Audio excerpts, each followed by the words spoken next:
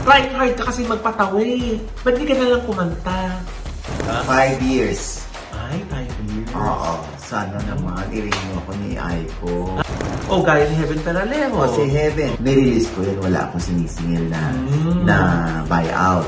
Kahit ano pang iwas niya sa isa't isa, magkikita pa rin kayo. Nangihinay ang puso ko. Sa piling ko'y lumuha ka na. Nasaktan lamang kita. Nasaktan lamang kita. Galing mo? Ang galit ang lip-sync. Hello mga ka-update! Ito po ang inyong mga lingkod. Ito po si Mama Loy. At ito naman po si Papa O at si Audrey Diaz. Ano pa nga ba? Ang lagi niyong inihirit sa amin? Ayan! Ichikang na! Dali! Oy, Nay! Wow! How are you? I'm fine, thank you. Oh! Diba? Kamusta naman, Nay? Pagkatapos ng ingay nito Okay naman, oh. Tuloy pa rin naman ang buhay. Yes! Oh, basta importante ay tapos na ito. At yung mga issue naman ng bayan, ang ating talakayin. Ay, ayun na nga, marami na nagtatanong. Ang issue naman daw ngayon, kung magmamanage ka pa rin daw ba? Kasi di ba, ang dami-dami na malapit sa'yo ngayon parang gusto magpamanage. Hindi ko alam ano bang sinyalis ito. Mas maraming gustong maging manager ako. Oo nga. Oo, Diyos ko, nagmelo na nga po ako. Hindi na ako masyadong nagmamanage kasi nga I'm into vlogging, alam mo na, di ba? So, ito na yung aking, natagpo ang passion, kaligayahan. So, konti na lang po yung aking minamanage, katulad nila Aiko Melendez. Yes. Yan. Si Kim Rodriguez, si yes. Octuso, si yes. Oo, yun. So, yung iba pa, madami pa, si Janus Delgado. Yes. Oo. So, konti na lang po yung minamanage ko para mamanage ko naman yung sarili kong buhay. At ako rin po yung isang ama. Yes. Na yung aking mag-iina naman ang aking pag-uukulan ng atensyon. Oo. Kasi syempre, pag nagmamanage ka, Loy, alam mo yun, parang sinabi ko na nga yun, parang nag-iiri ng sanggol. Diba? Mula maliit, padededen mo hanggang sa lumaki, bibihisan mo. Tuturuan mong lumipad, tuturuan mong lumangoy. Ganon ang pagmamanage. Akala nila ganon kadali, hindi, So, teka lang, Nay, meron ka mga existing pa ng mga talents, pero tatanggap ka pa rin ba ng new ones? Pag may nakitaan akong potensyal, may naramdaman ko, uy, bongga ito. Pwede ito. Ganun. Pero para maghanap, hindi. Kasi diba, minsan nakakasalubong mo na lang yung magiging kapalaran mo, diba? Oo nga. Ay, teka, may nag-send sa akin yan eh. Nag-send daw siya sa'yo, hindi mo napansin eh. Sa akin si Nel, ito, teka. Ayan daw, dalawang anak niyang lalaki na gusto mag-artista. Open naman ako, Loy. Guwapo. Ang bubor na eh, Ayan, diba? Oo, alam mo, pwede naman natin i-meet yan after nito. Ha? Agad-agad? Nasa Amerika ba? Sa Amerika. Pwede natin i-zoom. Ayun. Anyway, naku, mahabang talakayan pagdating sa pagmamanage ng talent. Daming pag-usapan, hindi dito. Actually nga, sa pag-discover pala, mahaba ng balitaktakan eh. Dahil kay nanay, di ba, i-offer mo sa kanya, pero most of the time, si nanay yung lalapit sa'yo. Di ba? Pag nakita niya, pag nakita niya na may potential, siya yung lalapit sa'yo. Pero open naman siya sa mga nag-a-apply, o kaya nire-refer, di ba, Nay? Pero hindi ako active pa sa paghahanap ng talents sa mga panahon ngayon. Nag-enjoy pa kami ng bonggang-bonggang. Diba? Speaking of pagmamanage, ayan. Si Aiko Melendez, nabanggit natin. Pumirma ng kontrata. At siya yung nagtulak sa akin, papirmahin mo na ako ng kontrata para maramdaman ko naman na under your wings na ako. Ay, bakit? Wala ba siyang kontrata sa'yo? Wala. Mula nung last year? Usapan lang kami ni Aiko. Verbal lang? Oo, gusto niya magpa-under contract sa akin. Kaya, ginawa namin ng kontrata si Aiko. Kaya happy-happy na si Aiko. Ayan. May formality May na. formality. Yes. Ayan, nag-contract signing kami. At nag-vlog din kami sa kanyang channel. Di ba? Ang Diba? bongga. 5 years. Ay, 5 years. Oo. Sana naman, i-ring mo ako ni Aiko. Ay, Aiko. 5 years, kuya. Naku, yan na naman. May intriga ka na naman yan sa 5 years, kuya. Mali mo mag-renew. Mali mo mag-renew. Tatampal ko sa Brenda. Oo, hindi. Bakit ganyan 5 years lang, Nay? Hindi. Nagiging, yung iba kasi nagtataka, bakit 10 years? Oo. O more than 10 years? Pag nagre-renew, after yung 5 years, re-renew. Kasi nagustuhan yung pamamalakad mo. Obviously, kaya nga nag-renew, di ba? Tsaka si Aiko naman, hindi naman mahirap alagaan. Kasi, matagal naman na sa industry at alam niya na yung pasikot-sikot dito sa industry. Kumbaga na veterana na kasi siya. So, hindi build up. Hindi kailangan ng maraming taon para masikasin. Established na siya. Yun. Ano pa mga nilalaman ng kontrata, Nay? Ah? Ano pa iba mga nilalaman ng kontrata? I-chika mo naman. 20% lang. Okay. Hanggang doon lang. Ay! Balik si Loy. Anyway, ayan. Congrats sa atin, Aiko. Yes. Ayan. At pinaalala ko rin kay Aiko Melendez sa aking alaka. Na pag ayaw mo na sa akin, let me know and I will release you. Ang importante sa akin hindi mabahiran ng anumang sama ng loob o madungisan ng ating friendship. Kasi doon naman kami nagsimula ni Aiko. Then more than 3 decades na kami magkaibigan. Okay. Oo. Pero alam ko na, ganyan pag may mga gustong magpa-release, di ba, nire-release mo ng walang penalty or di ba? Wala ka namang siningil for breach of contract, di ba? Wala. Gaya ni Heaven Peralejo. Si Heaven, may 3.5 years pa sa akin yung dati. Nirelease ko yun, wala akong sinisingil na buyout.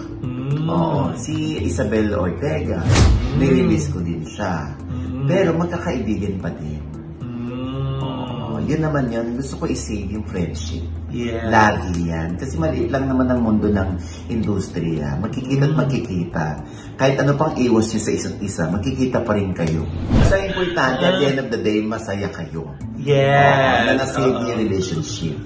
At saka masaya ka din na working together, di ba, Nay? Importante din yan. Kaya, hindi ko lang alam kung masaya itong next item natin. Si Michael Pangilinan. Bakit, Nay? All out. Ayaw nga, Nay! Kinall out siya ng isang taga dala sa University des Marinas. Dahil apparently nag-guest siya doon. Tapos, meron yatang hindi masyadong magandang nasabi itong si So, pwede na tayong gumawa ng baby. Ito yung sabi nung estudyante na Basa. Ang shit ng intro ni Michael Pangilinan sa concert dito sa DLSUD. So before siya kumanta, nagpaakyat muna siya ng audience. He asked if she's single and all para makagawa tayo ng baby. Sabing ganun doon sa estudyante. Tapos, hindi ko lang na-videoan. If nandito ka rin tonight and may video ka, feel free to comment. Sabing ganon. So patuloy nitong nag-post night. Imagine hearing those. Women's Month pa man din. Sana kapag ganito, ibigay sa audience ang intro. Students yung audience. Kel, di ka na nahiya? And no, I won't tolerate all that. Sabi niya ganon. And guys, later on, we connected the dots kung bakit ganon yung intro niya. Kasi, I'll make love to you pala yung title ng kakantahin niya. Then he asked if he could kiss the female student. Di daw ba magagalit yung parents niya and all. He even asked to get the student's number.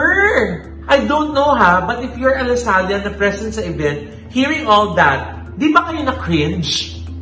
He asked naman kung legal age na yung student. And she's 22. But still, those kinds of remarks are not welcome in the university. Tas dugtong pa niyang sabi kay Michael Pangilinan, trying hard ka kasi magpatawi. Ba't di ka nalang kumanta?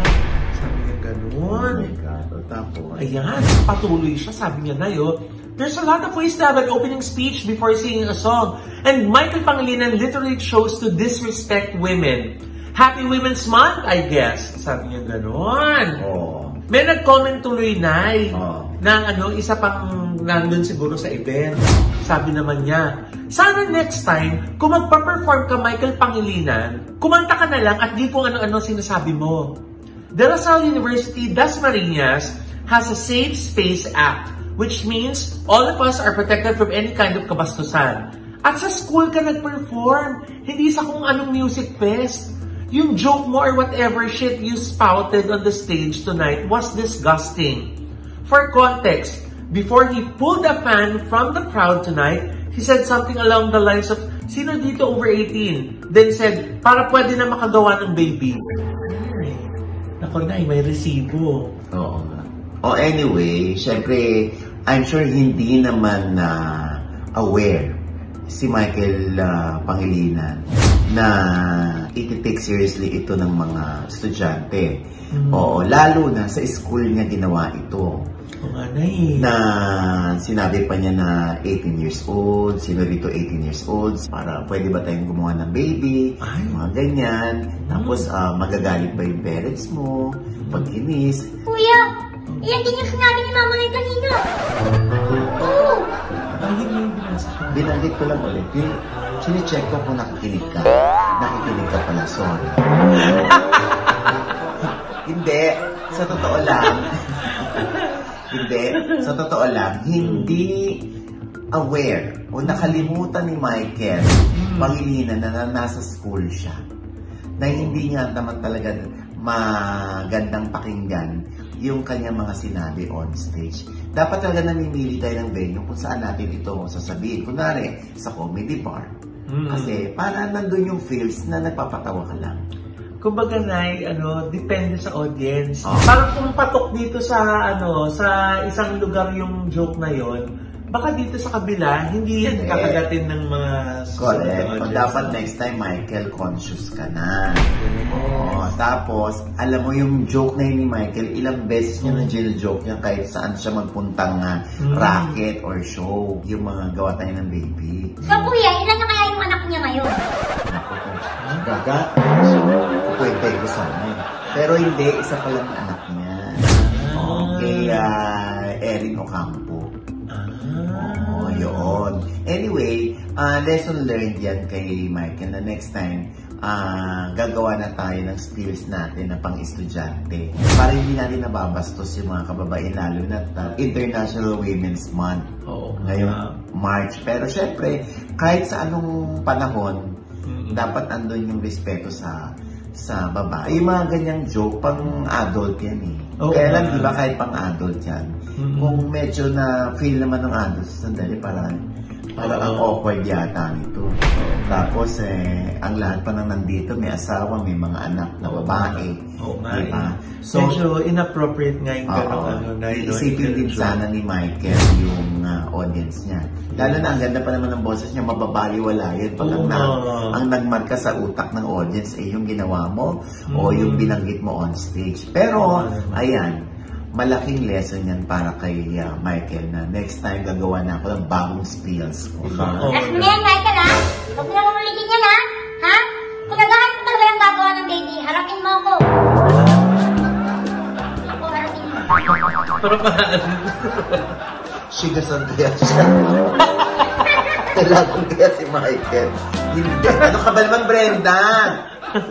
Inaano na nga natin dito para next time, alam mo, lesson learned din to sa ibang singers, sa ibang performers. Dapat ibabagay natin doon sa lugar yung ating mga spills o mga joke. Lalo na kung hindi naman kayo noon na nagbabato ng mga ganong klaseng patawa. I'm sure, very sorry dyan si Michael Pangilinan. Pero saka tama ka na naman yan. Wake up call din yan sa lahat na tayo humaharap sa audience. Nakakall out din kami dito. Hindi naman natatapos yung mga bashers namin dito. Binabash pa rin naman kami sa comment section eh. Binablock mo nga lang yung iba, kuya, no? Ano ba naman po? Akala ko sabihin, huwag kang maingay, hindi na lang nila nalalaman, hindi na sila nakapag-comment. Hindi. Below the belt kasi yung iba talaga. Ay, oo naman. Kaya alam mo ba, hindi ako ma-hurt dahil below the belt. Hindi na ako nagsisinturon. Ha? Ano ba? Parang hindi na sila makapagsabi ng below the belt. And with that, mga kaibigan, ito pa rin po ang mga lingkod. Ito po si Mama Lloyd. Ako, sa lahat po ng aming mga subscribers na nag-comment ng mga nakaraan namin mga episodes, maraming salamat po! At syempre, yung mga nanonood po dyan na hindi pa namin subscriber, sana naman po mag-subscribe na po kayo. I-click nyo na yung subscribe button na nandiyan sa ibaba. Yes! Diba, kanya-kanya namin channel. Yes! Sana mag-subscribe po kayo sa channel ko. May chance si Mama Lloyd. That's Manaloi. At nandiyan na po yung part 2 ng aming po mga gimmick sa Ohana, Boracay. Yes! Oo, napakagandang staycation. Yes! Sa Boracay, ang Ohana Boracay Beach Resort sa Station 3. Yes! Naku, dyan yung makikita yung napakalinis na beach sa harap. At syempre, ikaw pa, Mrena. Yes, hello mga ka-update. Subscribe naman po and watch naman po kayo ng aking YouTube channel. Yes! At Mrena po, M-R-E-N-A. Ayan. Naku, wala siyang gustong pasalamatan. Ayaw mong pasalamatan ng Ideal Vision. Yeah, Ideal Vision. Pero malapit ko na makuha ang aking salamin. Niluluto Wow. pa. Yes. Ideal Vision. Yes. At saka kuya kay Doc EJ. Yes. Doc EJ Jay and Madam. Bakike. Yes, and Madam Kat. Yes! Ako pasalamatan natin namin si Dr. JC Sodi. Oo, syempre, galing ako dyan kanina. Oo, di ba? Nagpa-scaling ako, gusto mo yun. Yes! Ako schedule ako dyan sa Saturday ng whitening naman.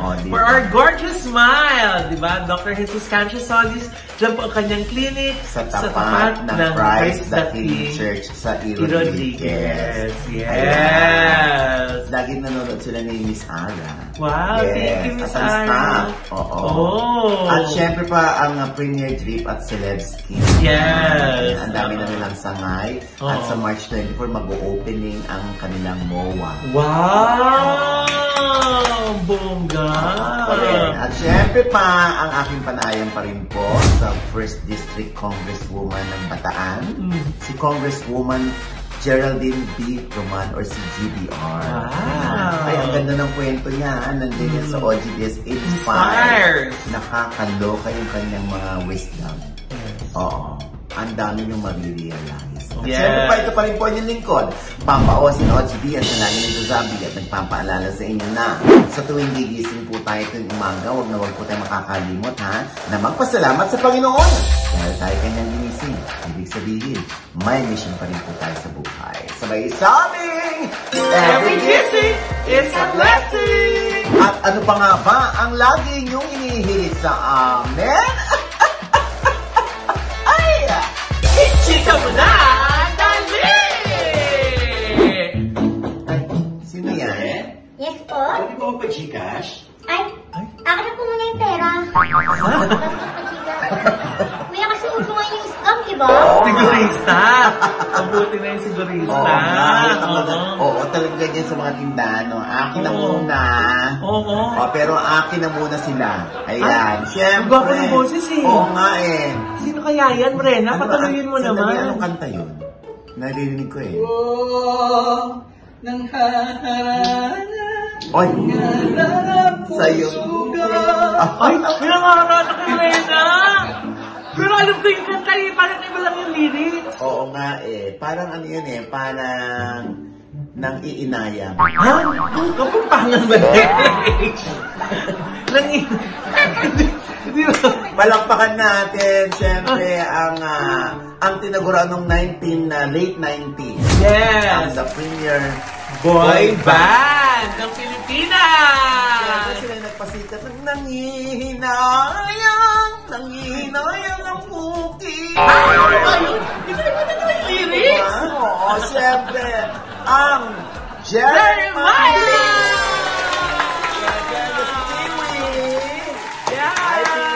Si Olan, si Simon Soler, kilala mo, Yes!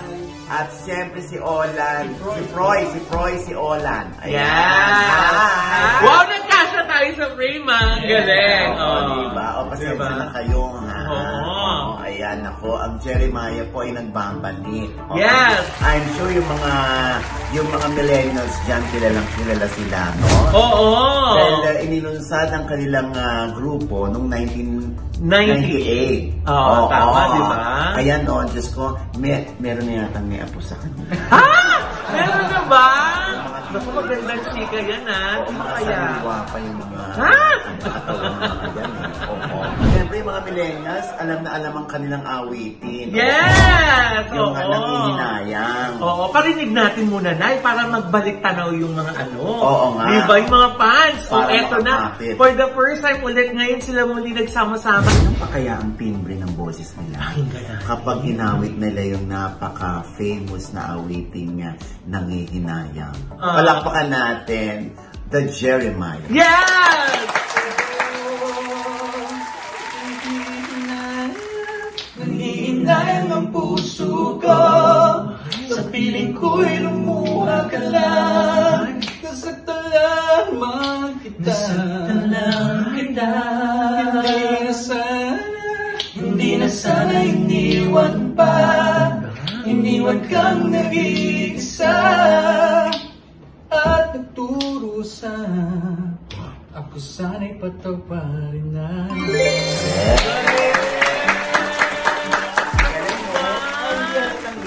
Live yun, Nay! Alam ba yun? Ay, sorry. Kasi parang sync na sync eh. Oo, live yun. Tignan ako kung mag-press ng ganun eh. Ha? The voice. Alam mo, meron pa silang awitin na talagang tumimo sa puso ng mga tao. Yung parang naging theme song ito ni Julina at saka ni Marvin. Ay! Ano to? Yung Chuba Chuba. Ay, hindi! Chuba-chuchu yun. Hindi. Oo, yung yung Obey. Ay, oo!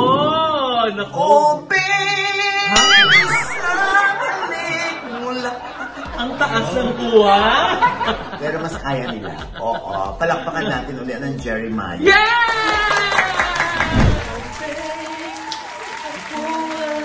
Talagang patay sa'yo, sa tulad mo ako mahihimlay.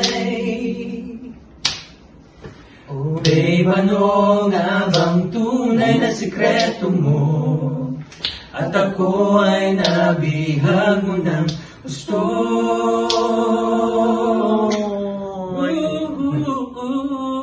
Uy, may gano'n. Yung kaya na ni Nanay. Meron kayo ganyan. Ngiti mo lang. Diba? Yung sa'yo, Nay.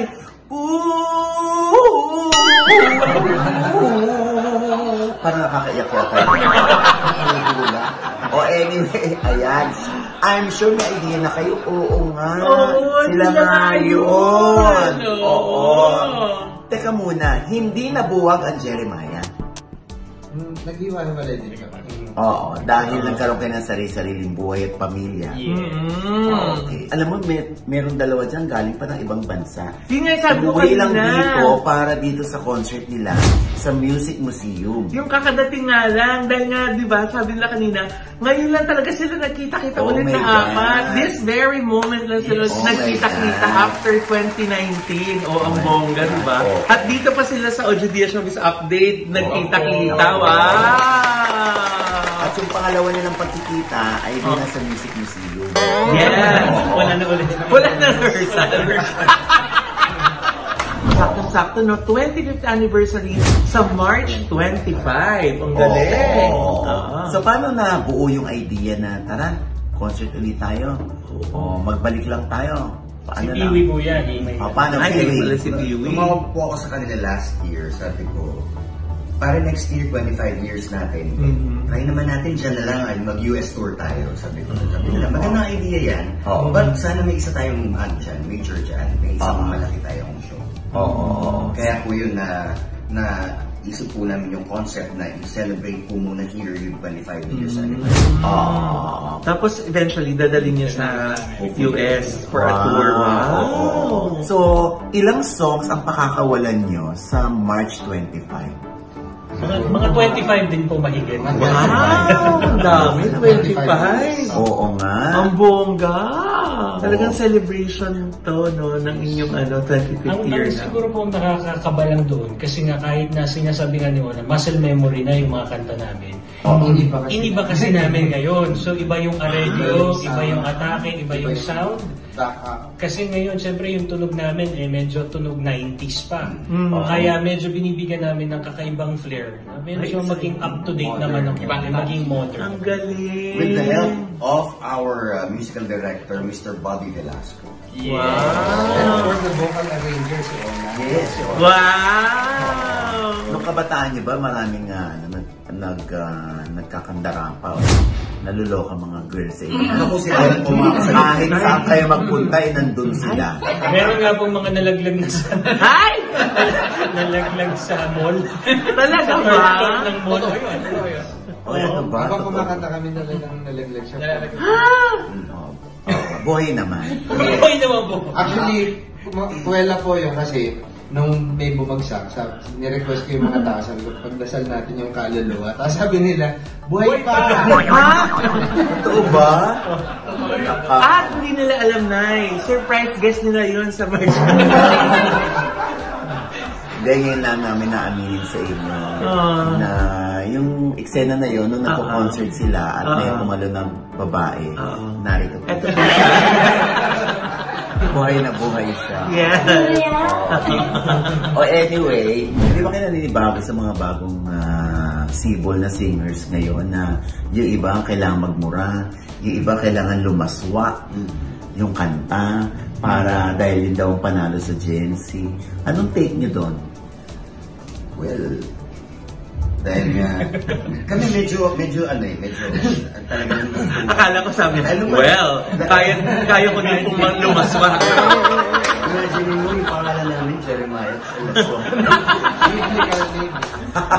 Oo nga. Pero anong nyo doon, take nyo doon? Parang dapat ba ganito? O iba pa din pag mga classic, yung mga sentimental songs? For me, iba kasi, comparing back in the 70s, no, panahon ni Imelda Papin, din na Claire de la Fuente, iba rin yung type ng music na nilalabas nila. Nung kami naman pagdating namin ng 90s, iba rin yung type ng music. And I think baka ganun din sinasabi sa atin ni Imelda Papin noon. Ano ba itong mga batang to? Yung mga music nila, hindi magaganda. Ganyan. So, I think it just goes with the times. Para sa amin, medyo hindi na namin gets yung music ng mga anak namin. Pero you have to understand. Kasi yun yung evolution din naman ng musika. At parte yan ng pag-i-evolve, lalo na ng OPM, Filipino music. Yun yung evolve. Pero syempre, sana bawasan lang.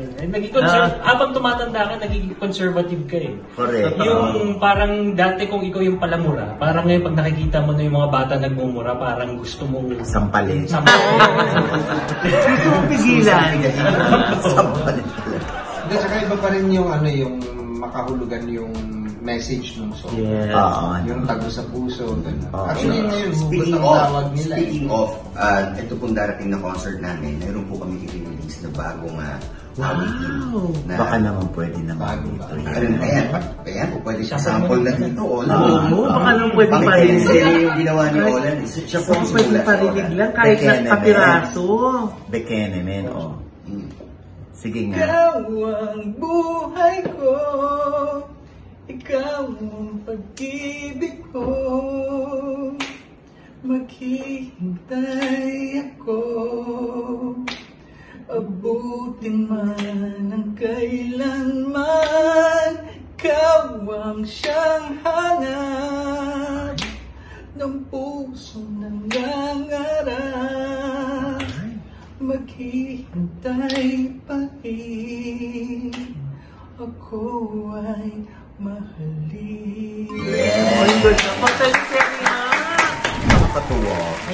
Alam kung bakit? Bakit na yun? Kasi supporter sila ng ng Kasuso Foundation. Philippine Foundation for Breast Care.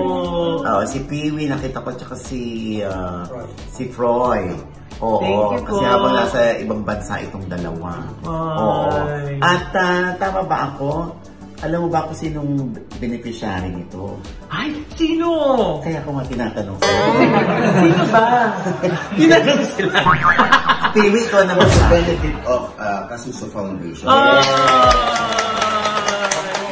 Biro mo, na-entertain ka na, nag-enjoy ka na, na-feed bang yung soul sa napakaganda mga musika. Tapos nakakatulong ka pa, di ba? Kaya magkita-kita po tayo. Invite nyo naman po sila ulit. Once more with feelings. Yes, on March 25 sa Music Museum po, magkita-kita po tayo. Jeremiah at 25, Nanghihinayang ang Puso Ko, the Silver Anniversary Reunion Concert. See you there, we'll see you there. Ayan, maraming salamat, Simon. Thank you.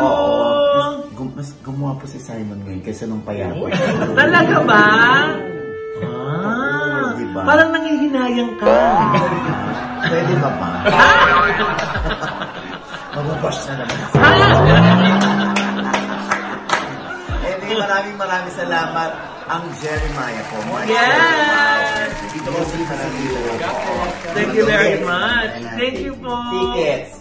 Yes po, at pa-flash po namin dito.